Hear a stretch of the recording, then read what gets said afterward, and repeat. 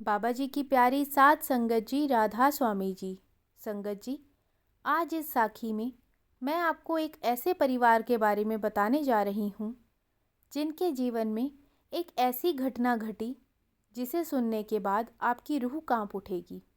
जो इनके साथ हुआ वह हर किसी के एक बुरे सपने की तरह था।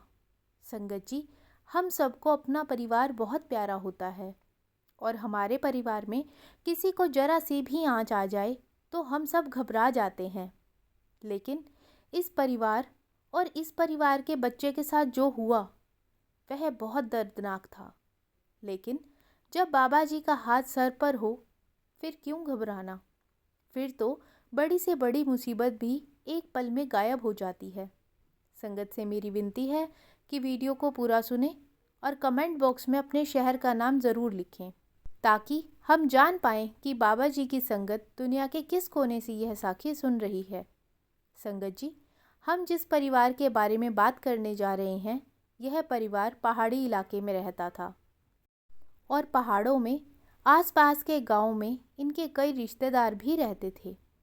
इस परिवार में 3 लोग थे, पति, पत्नी और उनका 10 साल का बेटा। बहुत हंसी खुशी से यह परिवार रह रहा था।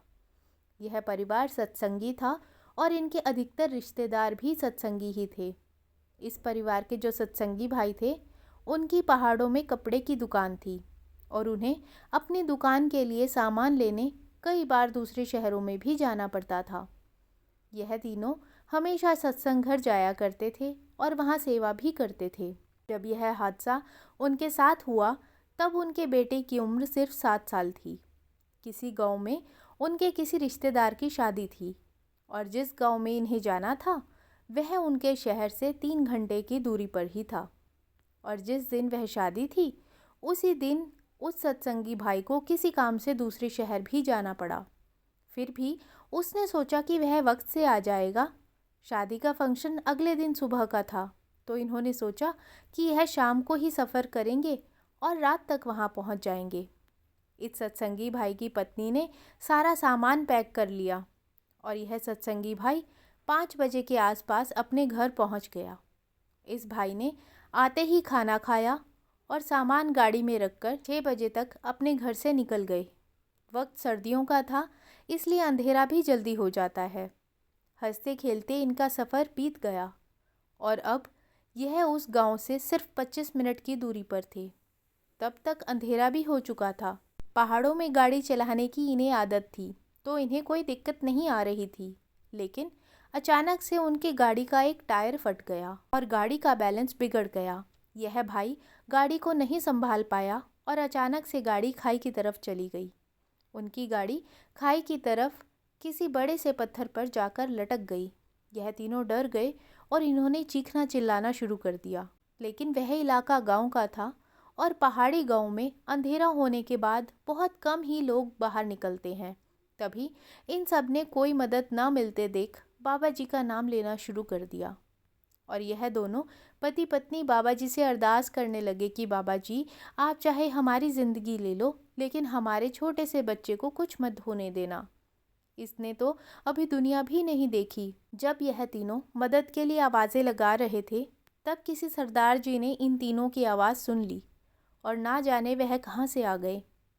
और उन सरदार जी ने इन्हें भरोसा दिया कि आप घबराइए मत, मैं आप सबको निकालने की कोशिश करता हूँ। रात भी हो चुकी थी और जगह भी सुनसान होने के कारण सरदार जी को कोई रस्सी या कुछ और चीज़ नहीं मिली। तब इन सरदार जी ने अपनी पगड़ी खोलकर वह कपड़ा इन लोगों की मदद के लिए लटका दिया और साथ ही पुलिस वालों को भी फ़ोन करके इस हादसे की खबर दे दी। अब सरदार जी ने उन पति पत्नी को कहा कि आप बारी बारी यह कपड़ा पकड़कर ऊपर आने की कोशिश कीजिए, मैं भी आपको ऊपर की तरफ खींच लूँगा। तब यह दोनों पति पत्नी कोशिश करने लगे कि अपने बच्चे को पहले भेजें, लेकिन वह कई कोशिशें करने के बाद भी ऐसा नहीं कर पा रहे थे। तब सरदार जी ने कहा कि पहले आप दोनों में से कोई आ जाए और वह बाहर आकर बच्चे को निकालने की कोशिश करे। तब सत्संगी भाई ने अपनी पत्नी से कहा कि तुम पहले चली जाओ, बेटे को लेकर मैं तुम्हारे बाद ऊपर आता हूँ। और ऐसा ही हुआ।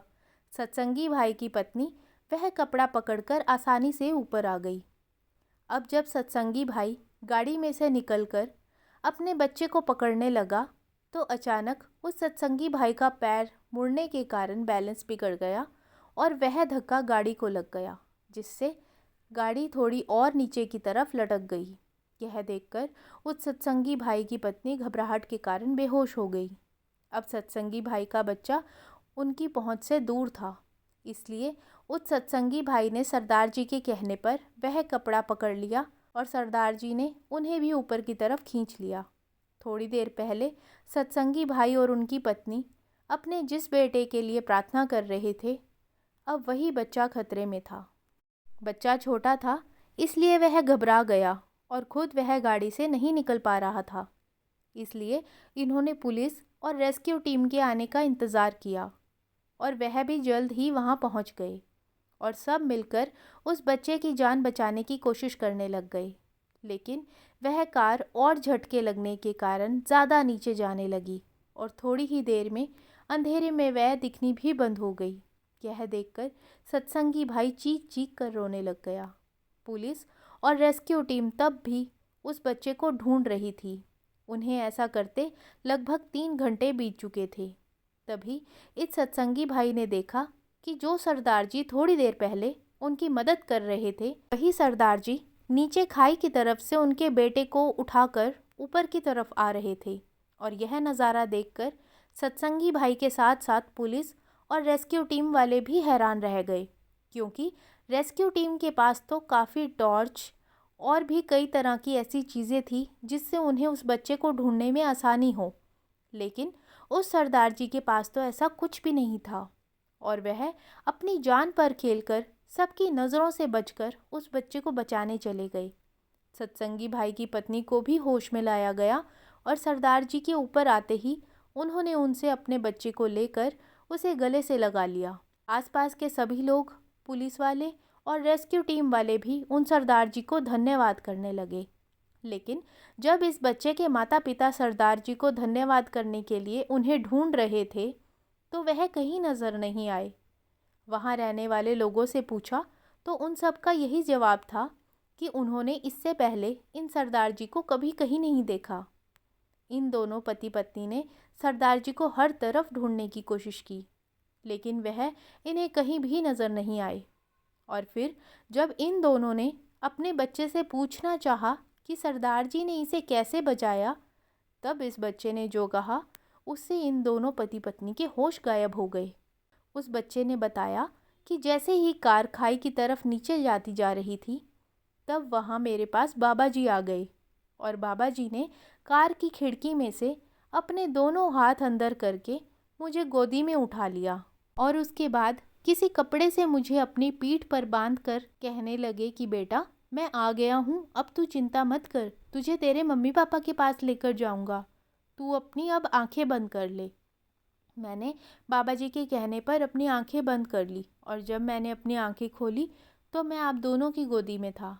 संगत जी, बाबा जी कभी भी अपने बच्चों को किसी भी मुसीबत में अकेला नहीं छोड़ते। वह इलाका इतना सुनसान था कि अगर वह पति पत्नी सारी रात भी चिल्लाते रहते, तब भी कोई ऐसा नहीं था जो वहाँ से पैदल गुजर रहा हो और उनकी आवाज़ सुन ले। वह बाबा जी ही थे और बस उन्होंने उस बच्चे को ही दर्शन दिए थे और बाकी सबके सामने वह एक अलग सरदार जी बनकर आए थे और उस परिवार को सुरक्षित करके बाबा जी वहाँ से चले गए। जब यह साखी सारी संगत ने सुनी तो हर सुनने वाले की आंखें नम हो गई। कर्मों का हिसाब तो देना ही पड़ता है और जो लिखा है उसे भी कोई नहीं मिटा सकता, लेकिन पूर्ण गुरु की शरण वाले जिस भी मुसीबत में हों, उन्हें सद्गुरु खुद बचाने के लिए पहुंच जाते हैं। इन तीनों के साथ इतना बड़ा हादसा हुआ, लेकिन तीनों में से किसी को भी एक खरोच तक नहीं आई। यह है विश्वास की शक्ति, क्योंकि उन सत्संगी पति पत्नी ने भी मुसीबत में बाबा जी को याद करना नहीं भूला। और हमारे बाबा जी, वह तो किसी का हाथ पकड़ लें फिर उसकी सारी जिम्मेदारी अपने ऊपर ले लेते हैं। साथ संगत जी, आज की साखी आपको अच्छी लगी हो तो कमेंट बॉक्स में राधा स्वामी जी लिखना मत भूलिएगा। वीडियो को लाइक, शेयर और चैनल को सब्सक्राइब ज़रूर करिएगा। राधा स्वामी जी।